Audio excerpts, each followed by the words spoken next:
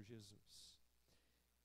Evangelho de João, capítulo de número 15, versos 15 e 16.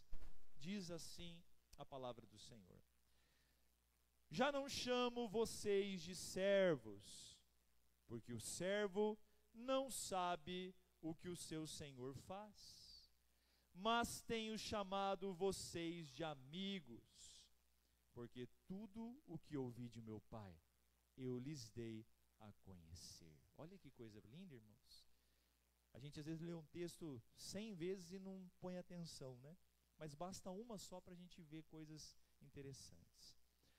Não foram vocês que me escolheram, pelo contrário, eu os escolhi e os designei para que vão e deem fruto, e o fruto de vocês permaneça, a fim de que tudo o que pedirem ao Pai em meu nome, Ele lhes conceda. Amém. E graças a Deus. Louvado seja o nome do Senhor Jesus. Queridos, o finalzinho aqui do verso 15 diz que, porque tudo o que ouvi de meu Pai, eu lhes dei a conhecer. Olha que coisa especial.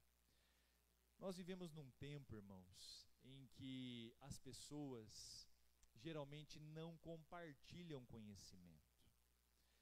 Quem aqui já trabalhou ou trabalha em empresa, ou trabalha com tecnologia, ou trabalha com vendas, carteira de clientes, no comércio, geralmente a gente não faz aquilo que a Aline falou. Eu não me recordo quem disse essa frase, irmãos. Não me lembro, eu sabia, mas fugiu. A frase é a seguinte: que o evangelho é como o mendigo contar a outro mendigo onde tem pão. Você já pensou? Se põe na pele de um mendigo, né? Você ali passa tanta privação, passa frio, como muitos estão passando nessa noite, né? Estou percebendo que alguns estão sentindo frio, né? Estão até de casaco. Mas é assim, irmãos. Pobre nunca vê mel, quando vê se lambuza. Tanto sonho de ter ar na igreja que agora até com 5 graus negativos nós vamos ligar, ué. Amém, glória a Deus. Imagina só, se põe na pele de um mendigo. Você passa tanta privação e de repente você descobre uma casa onde os moradores são de um coração muito bom. E o morador daquela casa disse para você: olha, meu querido, você pode vir aqui todo dia, perto do meio-dia, e à noite, ao anoitecer, ali às 6h30, 7h, 7h30, pode vir aqui, e eu garanto que você sempre vai ter pão, sempre vai ter alimento, nós vamos fornecer para você. Meu Deus, que alegria. Bom, ainda estou na rua, sou um morador de rua, mas eu sei que fome eu não vou passar. Porque na casa do Gideone, na casa da irmã Cláudia, lá tem pão. E aquela mulher disse para mim que eu posso ir lá. O evangelho é uma pessoa que recebeu tal graça. Pensar assim: não, mas não é justo. Só eu vou comer dessa fonte. Só eu vou fazer. Não. Eu preciso contar aquele meu colega lá que dorme no banco ao meu lado, que dorme ao meu lado na rodoviária, no banco da praça. Eu preciso dizer para ele onde é a minha fonte de pão. Ainda que a minha ração diária, a gente fala ração porque no exército fala ração, é racionado, né? Ainda que a minha porção diária, ela seja cortada pela metade, ou ela seja diminuída em 1/3, não tem problema, eu como menos. Mas eu quero que outros comam também. Então o evangelho é isso. Por isso que o evangelho é um conhecimento que não pode ser retido. Eu acho que eu compartilhei um videozinho que alguém compartilhou comigo, dizendo que nós estamos como obesos espirituais. Todos nós estamos assim, obesos, retendo muita informação, retendo muita palavra e repartindo muito pouco. Agora imagina nesse mundão velho sem porteira. Você acha que as pessoas querem repartir conhecimento? Você acha que as pessoas querem repartir táticas de venda? Não. Existem empresas que quando a pessoa é contratada, ela assina um termo de confidencialidade. Ela não pode contar certas coisas. Se eu não me engano, a empresa lá, o CEO do ChatGPT, essa empresa é assim. É um termo de confidencialidade. Porque tem muita gente querendo informação. Agora aqui, olha o que Jesus está dizendo para nós. Ele diz assim, ó, olha que coisa especial, final do verso 15. Porque tudo que ouvi do meu Pai, eu lhes dei a conhecer. Mas pastor, por que na Bíblia não tem mais coisa? Por que lá não diz como vai ser a volta do Senhor de uma forma mais minuciosa? Por que não explica melhor isso? Porque, irmãos, tudo aquilo que precisava ser dado a conhecer o Senhor Jesus nos deu. Não precisamos de mais nenhuma informação. E se alguém trouxer algo novo, dizendo que recebeu nova revelação, ou um complemento a respeito do Evangelho, Jesus Cristo nos dá uma dica. Ele diz que nós devemos ter essa pessoa por maldito. Rejeite, não aceite. Porque tudo que era necessário saber já nos foi entregue por Jesus. Que coisa especial. Olha aqui. Mas pastor, então esse conhecimento está disponível a todos? Está. Mas só os filhos conseguem compreendê-lo. As criaturas não conseguem. Você já ouviu alguém dizer assim, eu leio a Bíblia e não entendo nada. O filho, irmãos, entende. A criatura não. Lê e não entende. O filho entende, porque o Pai revelou através do Filho. Irmãos, esse capítulo 15 de João, ele é muito especial. Esse capítulo trata do resgate da comunhão, do resgate, irmãos, da vida, do conectar, do texto que a Aline leu e explicou. A palavra pão no hebraico, é isso, né? É a conexão, irmãos. Aqui, Jesus se coloca como a videira, o tronco principal. Ele diz que o Pai é o agricultor, é o que cuida da vinha. E Ele nos coloca como seus ramos, seus galhos. Pensar que o pecado nos desconectou, mas Cristo no Calvário nos conectou. Essa palavra conectar está na moda, não é verdade? Desde que a internet chegou, essa é uma das palavras que a gente mais fala, né? Conectados, nos conectou, novamente nos religou, a palavra religare, ou religião no latim, religare, religou. Então nós, por Cristo, fomos religados, resgatados. E aí eu estava pensando, irmãos, numa cena. Imagine você numa praia. Você não presta atenção naqueles avisos, nas bandeiras que os bombeiros colocam ali. E você então, no afã de entrar no mar, você entra em um lugar onde tem a famosa corrente de retorno. E você então sente que as ondas quebram lá e na hora que volta ela começa a puxar você para o fundo, começa a te levar. E você não tem apoio, porque a areia sai debaixo do pé.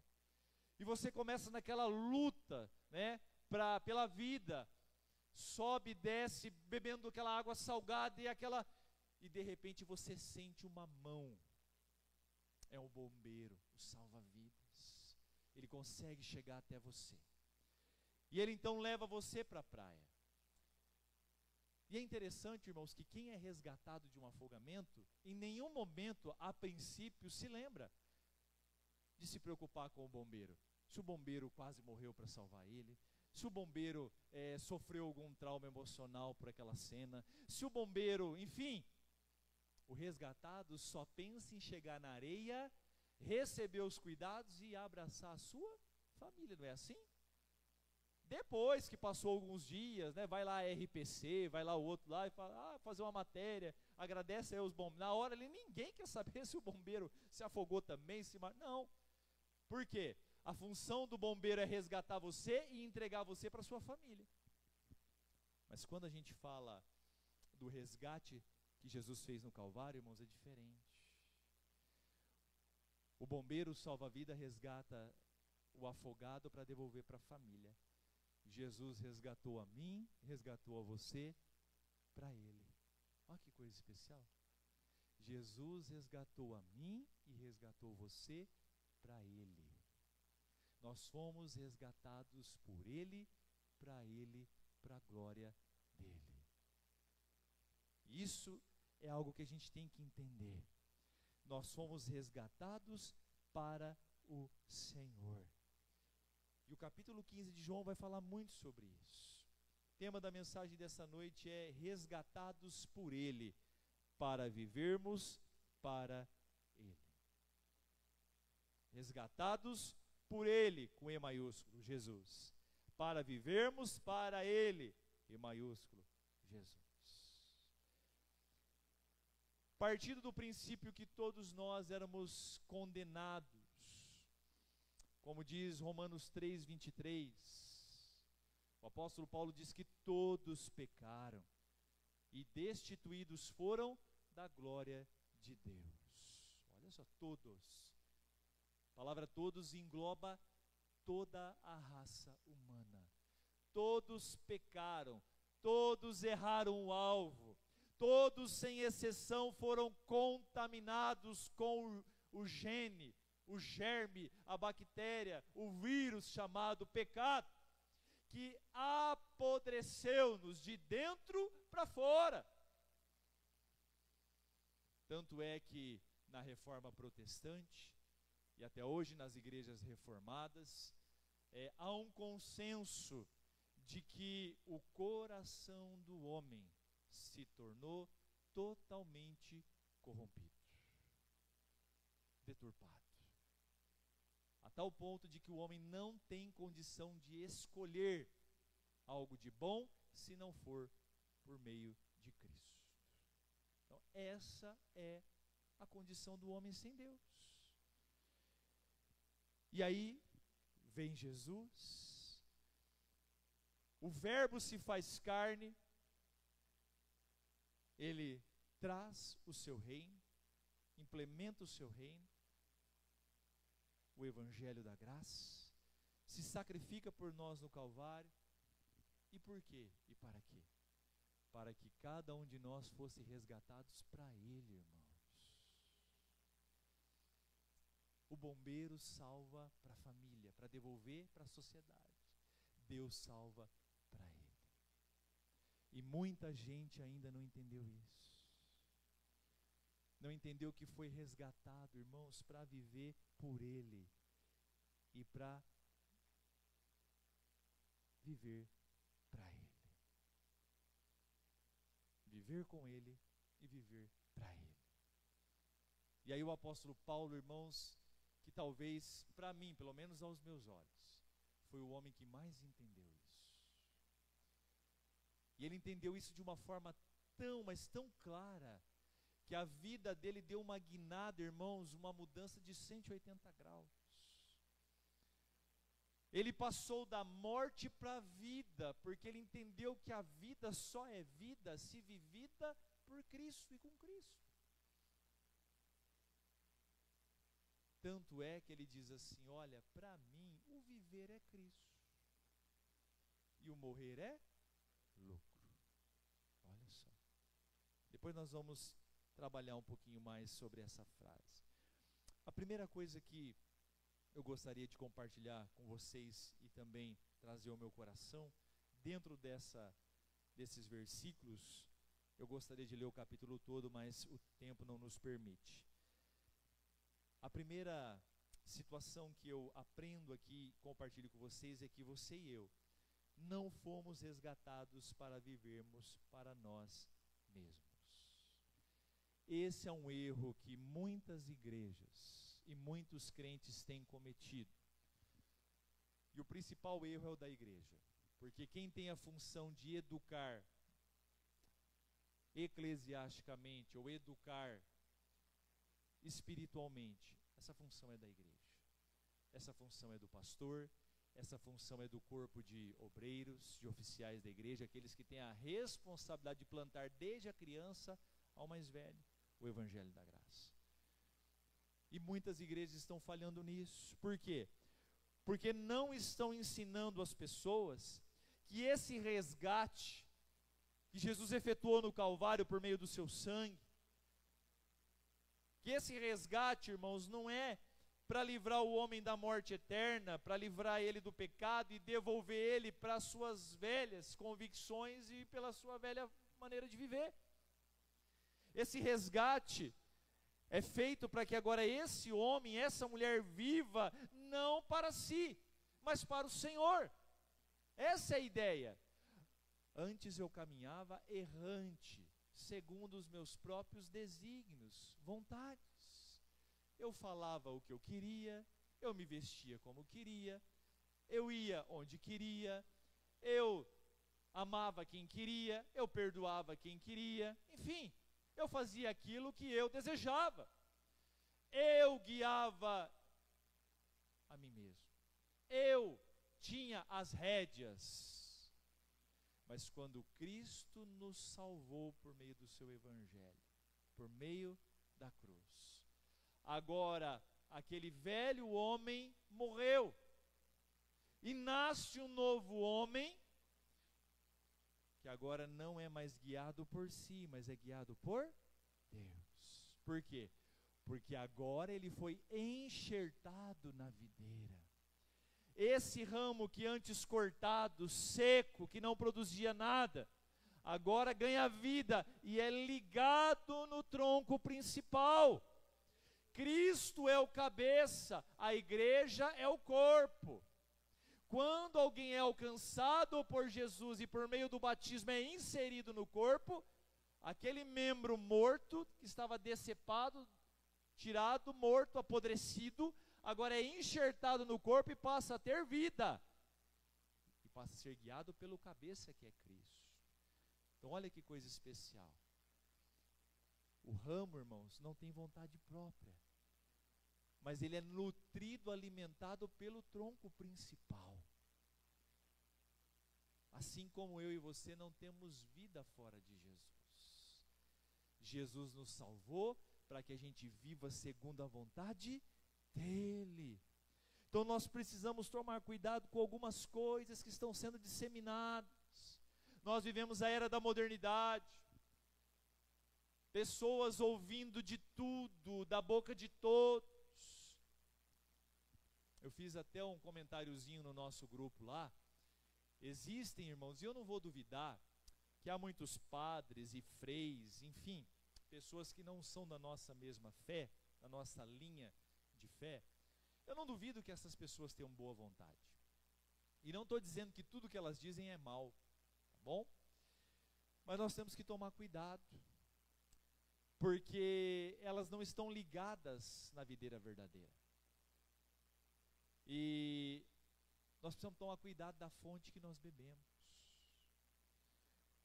Você tem coragem de passar por uma estrada e ver uma bica ali? Você tem coragem de tomar daquela bica? A água é clarinha, coisa mais linda. Você bota gelada, gostosa. Você é daqueles que vão botando o bocão lá e bebendo? Será que não é mesmo? Eu acho que tem gente aqui que já fez isso na beira da estrada, hein? Tomou até banho. A gente não deve fazer, sabia? Essa água pode ser contaminada. Coliformes fecais, agrotóxico e outras coisas mais. Então nós não podemos, irmãos, principalmente água. Nós não podemos beber qualquer tipo de água de uma fonte que a gente desconhece. Agora, se a fonte é certificada, se a fonte é confiável, se a água é pura, nós bebemos. Então a gente tem que tomar muito cuidado, cuidado da fonte aonde você tem bebido. Nem tudo que reluz é ouro, irmãos. Não sei se você sabe, mas Satanás, ele não aparece, ele não se mostra na sua verdadeira face. Satanás tem um discurso aprazível, O discurso de Satanás é doce. A oferta é aparentemente maravilhosa. Porque Satanás oferece as coisas, irmãos, sem ressalvas. Tudo é permitido, tudo é bom, tudo é maravilhoso. Mas a gente tem que tomar cuidado, muito cuidado. E nesses dias nós estamos lidando com alguns inimigos muito sérios. O primeiro deles é o hedonismo. Sabe o que é o hedonismo? A filosofia que diz que a razão da vida é o prazer. O fim da vida é ter prazer. E nós estamos vendo muitas pessoas vivendo pelo prazer. Vivem para preencher as lacunas da sua alma com prazer. Seja no esporte, seja na sexualidade, seja na política, seja em qualquer área da vida. Ter prazer. Eu vivo para ter prazer. Esse é o hedonismo. E tem muitos cristãos embarcando nisso, se tornando hedonistas, passando por cima do evangelho da graça, passando por cima dos marcos da fé. Você sabe o que é um marco? Você sabe. O pastor é o meu vizinho, Marco, lá não é esse não. Quem aqui tem um terreno e sonha em construir? Levanta a mão, você que tem o teu terreno lá, tá? Sonha, ó que bênção. Marco é aquela marcação que delimita o teu terreno com o vizinho. É um marco, uma marcação. A Bíblia nos dá marcos, limites. E se nós passamos esses marcos, ou se nós removemos os marcos, porque tem gente que remove, dá muita briga. Em São João nunca teve briga por causa de cerca, de propriedade, nunca ninguém matou e morreu por causa disso, não é verdade? Tá. Tem gente que muda a cerca, dependendo da extensão que ela tem, 50 centímetros para lá, irmãos, daí é chão, 1 metro, aumenta bem. Não removam os marcos antigos. Então nós não fomos salvos para viver segundo a nossa vontade. O Senhor nos salvou para viver segundo a vontade dEle. Outro perigo, egocentrismo. O homem se tornando o centro de tudo.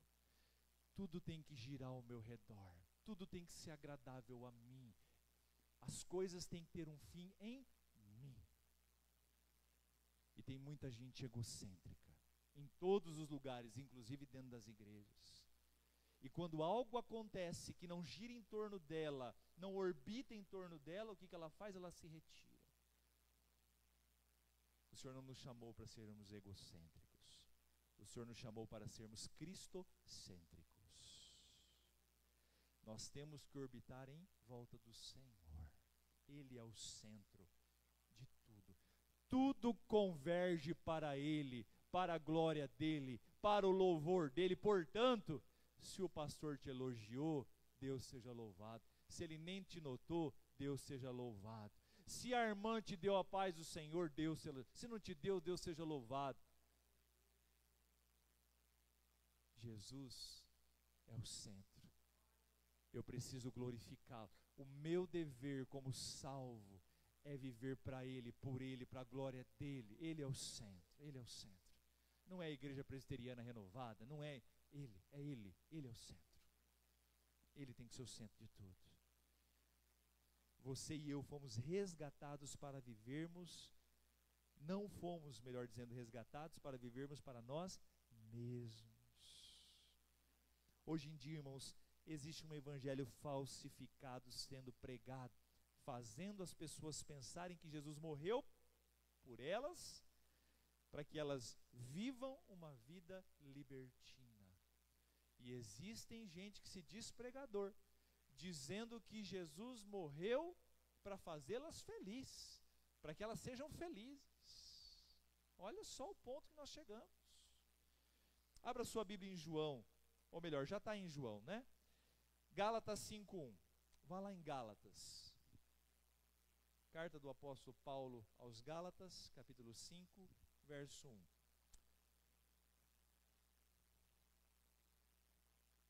apóstolo Paulo diz assim, ó, para a liberdade foi que Cristo nos libertou.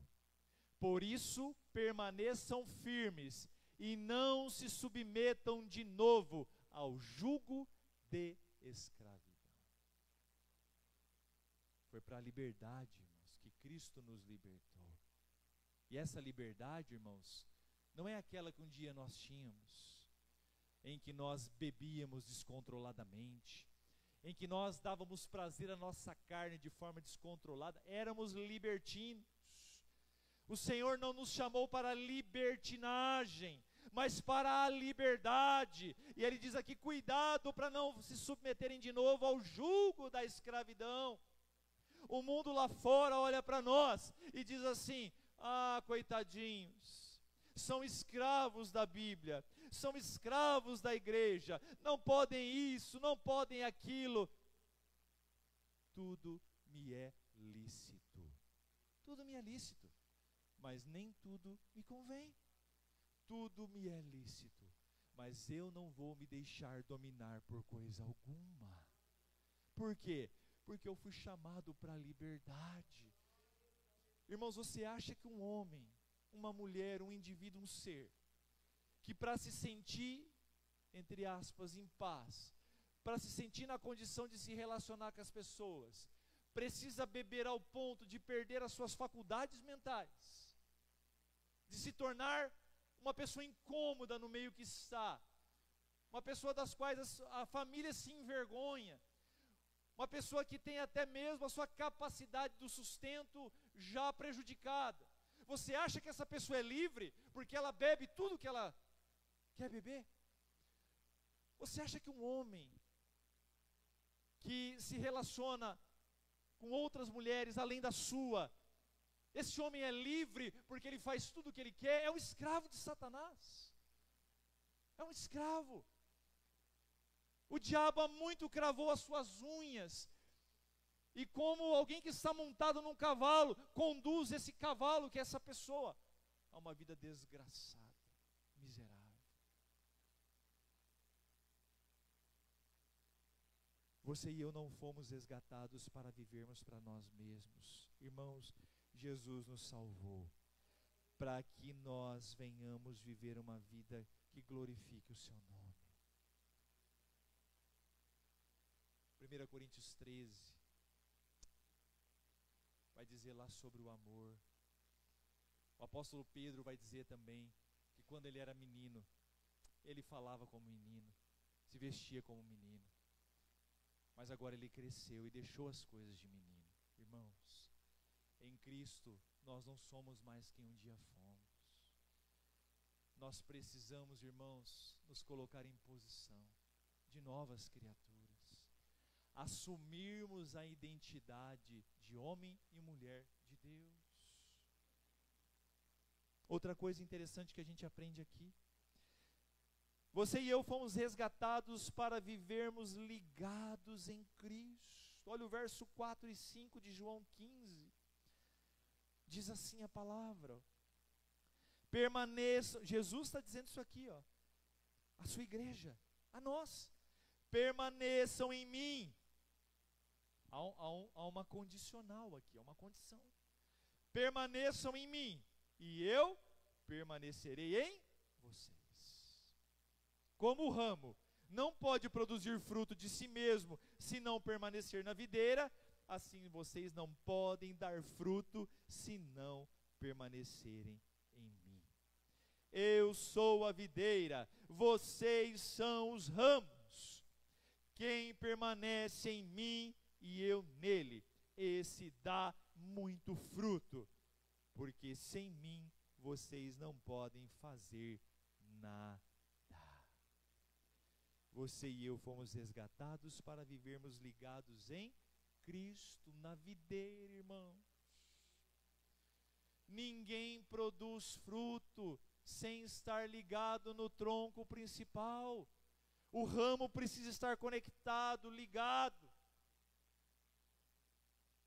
E Jesus ainda diz assim: olha, aqueles que produzem fruto, o meu Pai poda, limpa, para que eles produzam ainda mais fruto. Olha que coisa linda.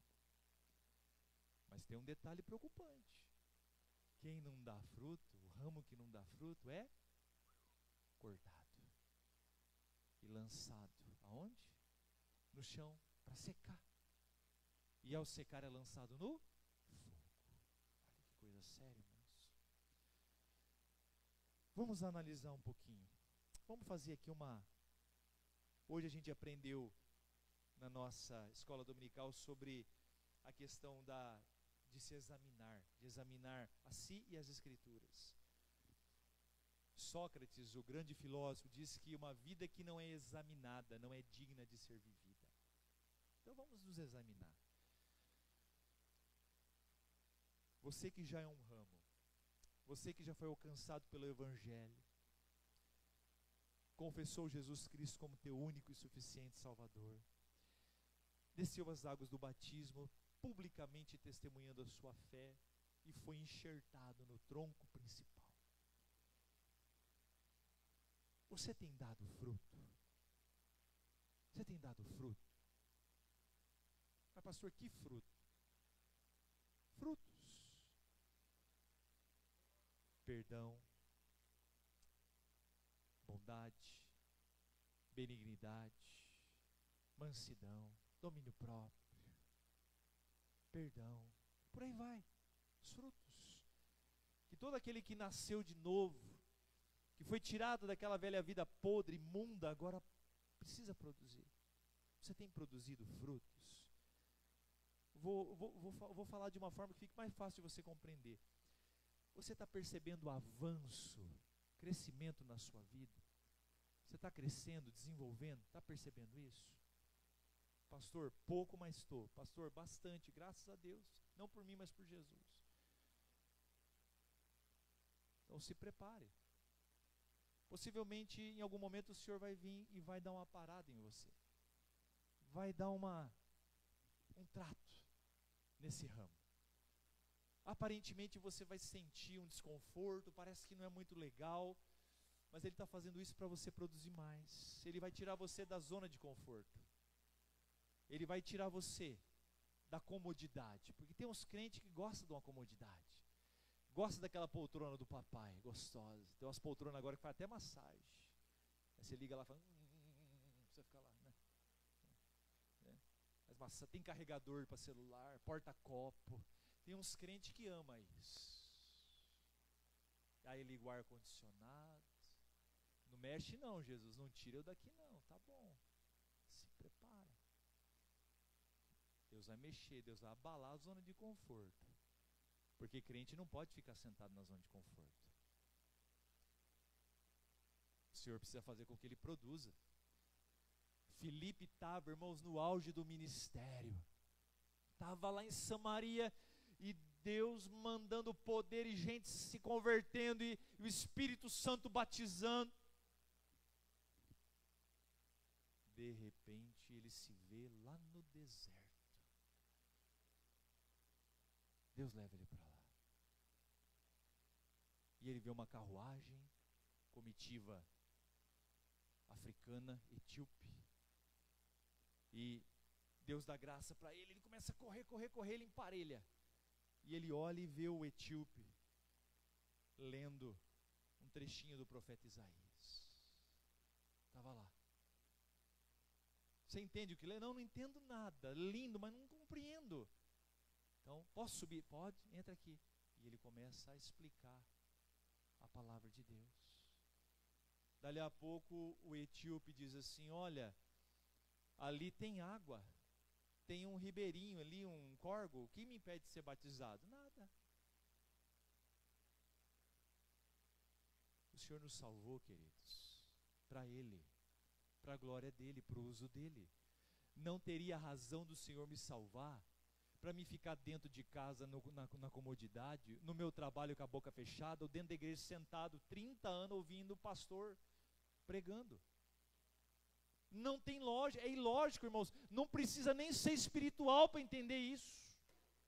Opa, quase caiu meu sermão. Você acha que um banco investe num funcionário manda ele, igual o Édipo, está indo lá para Curitiba uma vez por mês. A Gisele está numa tristeza, coitada, depois vamos orar por ela. Está numa tristeza, toda vez que ele vai, descai o semblante da voz, até embarga, tadinha. Tanta paixão que é nesse marido, que benção, isso mesmo, não deixa morrer não. O cartão ficou com você, filho? Oh, glória a Deus, então tá bom. Então pode ficar mamando um pouco lá, não precisa voltar tão já não. Você acha que um banco investe, irmãos, gastando com translado, com hotel, e traz palestrante, investe pesado. Para quê? Para que o funcionário tenha conhecimento e beleza. Não, ele investe pesado porque ele quer o quê? Que esse funcionário produza, que ele reverta esse conhecimento em ações práticas na agência, captando clientes, captando recursos. Você acha que o Pai enviou seu Filho amado em quem ele se compraz para ser feito maldição, pendurado naquele madeiro, derramar todo o seu sangue, para nós ficarmos aqui domingo após domingo, dentro do ar-condicionado aqui, só para a gente vir aqui se alimentar, engordar e não repartir isso com ninguém? É claro que não, meus amados.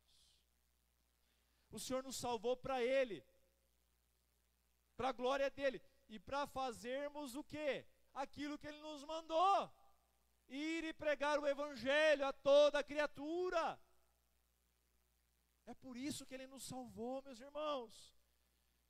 E ligados nele nós seremos alimentados, e poderemos fazer isso. Filipenses 1:21, por favor.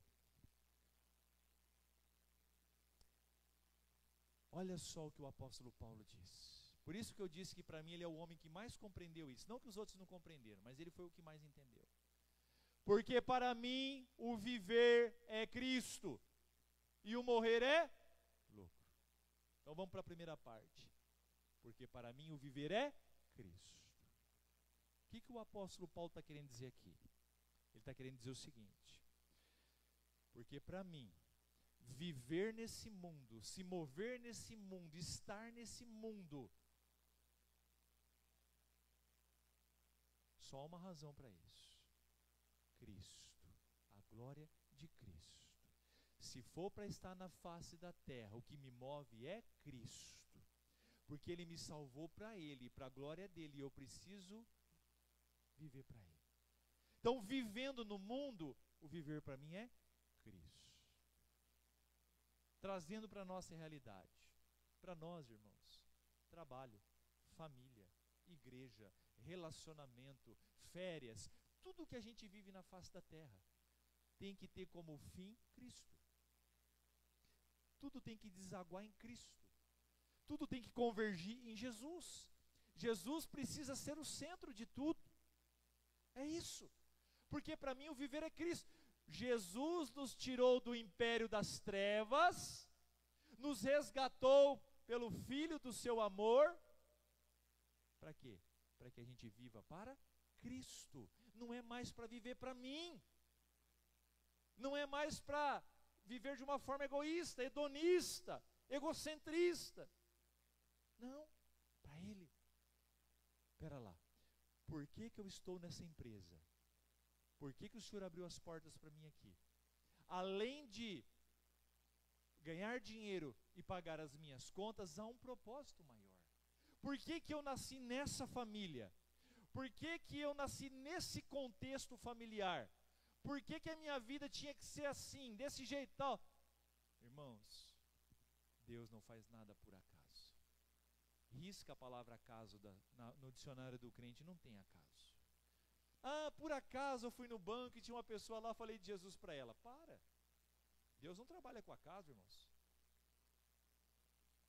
Deus decreta. Deus tem seus planos, seus desígnios. Então você é quem você é, nasceu no contexto que você nasceu, está onde você está. Desenvolve a sua vida, porque há um propósito maior, que é Cristo. João 6,37, Gisele, por favor.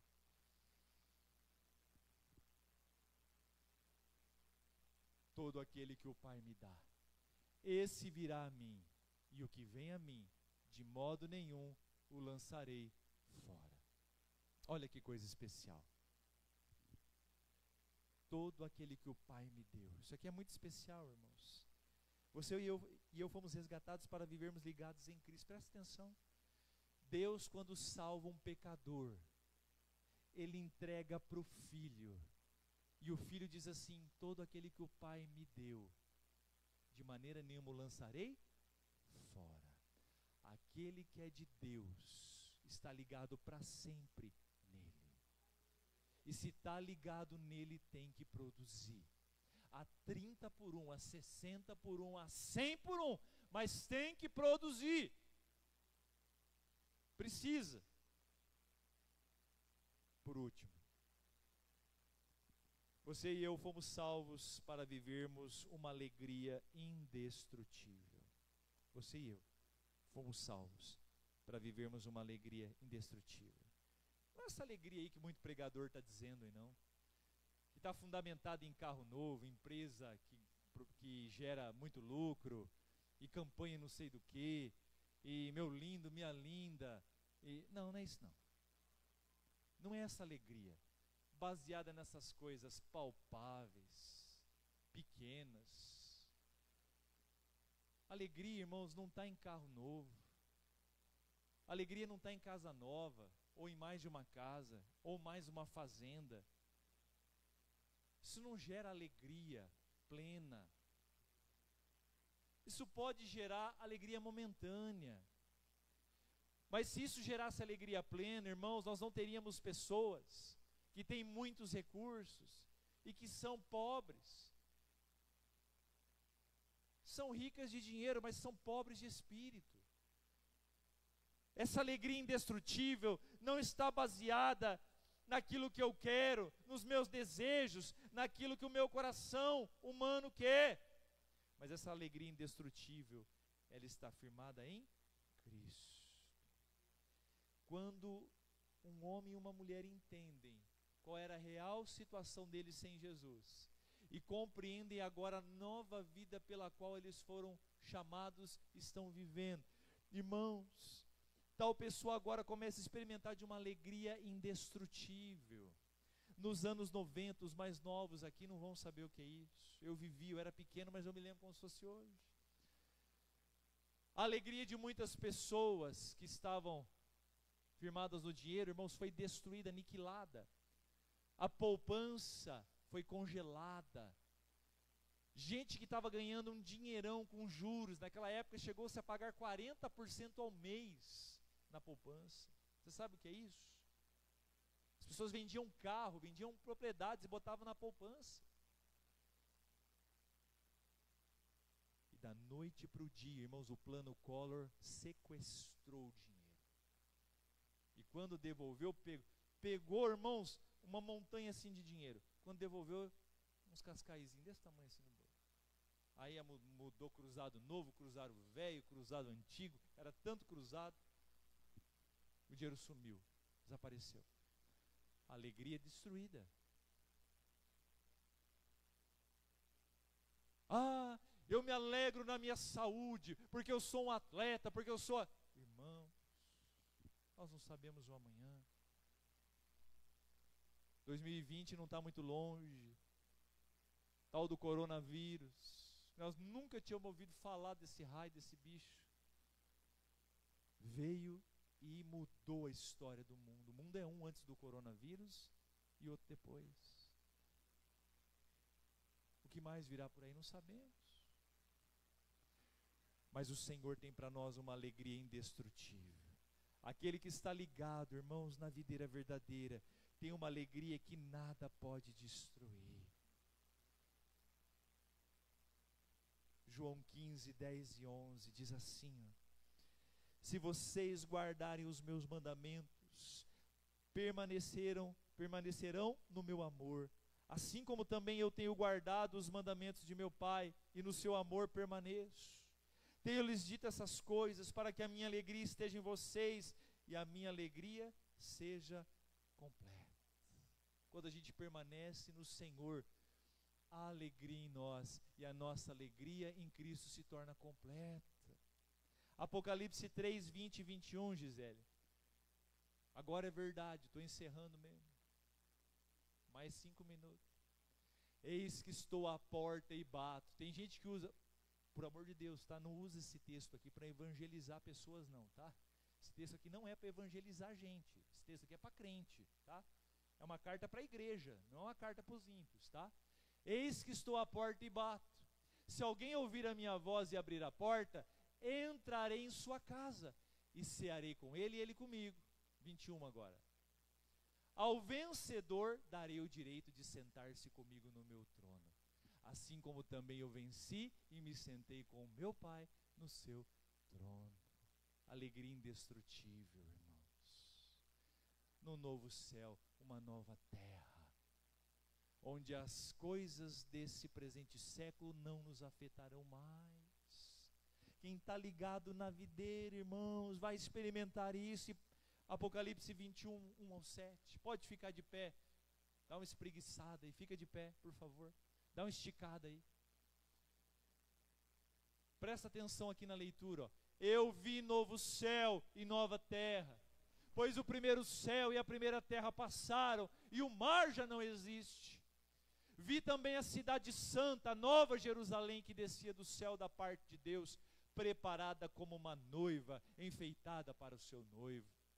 Então ouvi uma voz forte que vinha do trono e dizia: eis o tabernáculo de Deus com os seres humanos. Deus habitará com eles, eles serão povos de Deus, e Deus mesmo estará com eles e será o Deus deles. E lhes enxugará dos olhos toda lágrima, e já não existirá mais morte, já não haverá luto, nem pranto, nem dor, porque as primeiras coisas passaram. E aquele que estava sentado no trono disse: eis que faço nova todas as coisas. E acrescentou: escreva, porque estas palavras são fiéis e verdadeiras. Até aqui, feche os seus olhos. Oh, meus queridos irmãos, resgatados por Ele, irmãos, para vivermos para Ele, o Senhor se entregou no Calvário, verteu o seu sangue, para nos dar uma nova vida, não mais para ser vivida segundo a nossa vontade, mas para a glória do seu santo nome. Por isso nós precisamos nessa noite.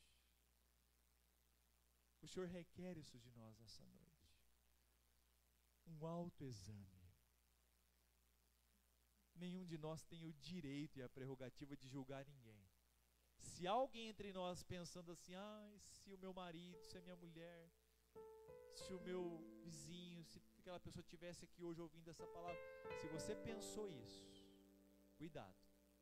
Não era o seu vizinho, o seu marido, o seu filho, não, é você mesmo que tinha que estar aqui. Autoexame. Jesus se entregou por nós. Ele morreu a nossa morte.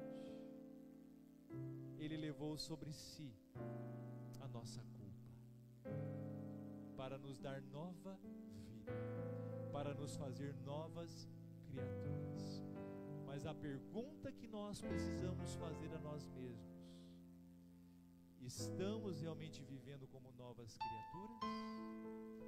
Estamos vivendo como ramos produtivos, produzindo frutos dignos de arrependimento, de salvação?